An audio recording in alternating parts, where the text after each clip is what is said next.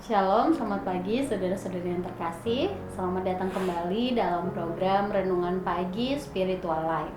Renungan kita pada pagi ini akan terambil dari Lukas pasal 18 ayat 9 sampai 14 dengan judul perikop perumpamaan tentang orang Farisi dan pemungut cukai. Demikian firman Tuhan.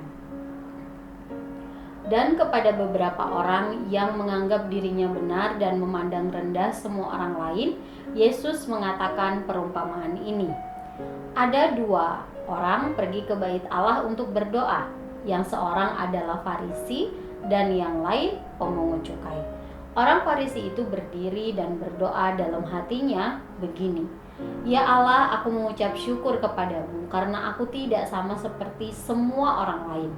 Bukan perampok, bukan orang lalim, bukan pezina, dan bukan juga seperti pemungut cukai ini. Aku berpuasa 2 kali seminggu. Aku memberikan 1/10 dari segala penghasilanku." Tetapi pemungut cukai itu berdiri jauh-jauh, bahkan ia tidak berani menengadah ke langit, melainkan ia memukul diri dan berkata, "Ya Allah, kasihanilah aku orang berdosa ini." Aku berkata kepadamu, orang ini pulang ke rumahnya sebagai orang yang dibenarkan Allah, dan orang lain itu tidak. Sebab barang siapa meninggikan diri, ia akan direndahkan, dan barang siapa merendahkan diri, ia akan ditinggikan. Saudara yang terkasih, dalam perikop yang sudah kita baca, Yesus menyampaikan sebuah perumpamaan tentang pertama orang Farisi yang bersikap sombong. Ia berdoa dengan berdiri di samping pelataran yang terdekat dengan bait suci. Di sana ia menaikkan doa di mana dia merasa lebih suci daripada sesamanya karena telah melakukan berbagai perbuatan baik, ibadah, berpuasa 2 kali seminggu dan juga memberikan persepuluhan.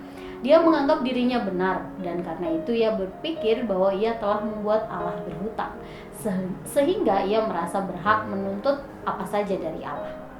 Kedua, ada seorang pemungut cukai yang merasa tidak layak. Dia berdiri di samping sisi terjauh dari bait Allah. Sikap dan doanya pun bertolak belakang dengan orang Farisi. Dia menyadari dosa-dosanya dan menyesali semua perbuatannya selama ini, sehingga isi doanya hanyalah permohonan belas kasihan dari Allah. Saudara, dari perumpamaan ini yang disampaikan oleh Yesus, kita dapat melihat dua kebenaran. Yaitu pertama, orang yang sungguh-sungguh bertobat tidak akan datang kepada Allah dengan kebanggaan diri karena telah melakukan kehendak Allah.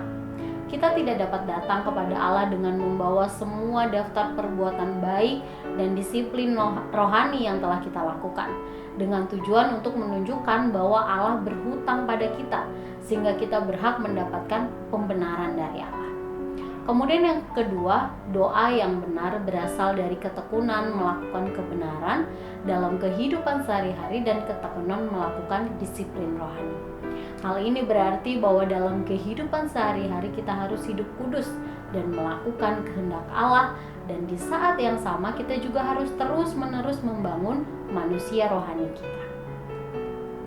Saudara yang terkasih, melalui perumpamaan ini kita diingatkan bahwa kita harus memiliki sikap dan cara pandang yang sesuai dengan kehendak Allah. Semua perbuatan baik dan disiplin rohani yang kita lakukan bukanlah alat untuk mendapatkan pembenaran dari Allah. Dan dalam kehidupan sehari-hari kita juga harus selalu berusaha untuk hidup kudus. Dan di saat yang sama kita juga harus berusaha membangun terus kerohanian kita. Marilah kita minta kekuatan dari Allah untuk melakukan kebenaran ini. Saudara, marilah kita mengambil waktu sejenak untuk merenungkan firman Tuhan yang baru saja kita dengar. Saudara, bagaimanakah sikap saudara ketika datang kepada Allah? Apakah saudara datang dengan daftar penuh dengan berbagai tindakan yang membanggakan diri, yang membuat saudara berhak menuntut pembenaran dari Allah? Jika iya, maka marilah mengambil waktu untuk mendoakan hal tersebut. Mari berdoa agar Allah memberikan saudara kemampuan untuk menyadari ketidaklayakan diri di hadapan Allah. Dan mari meminta kekuatan dari Allah untuk hidup dalam kebenaran dan terus berusaha membangun kehidupan rohani saudara.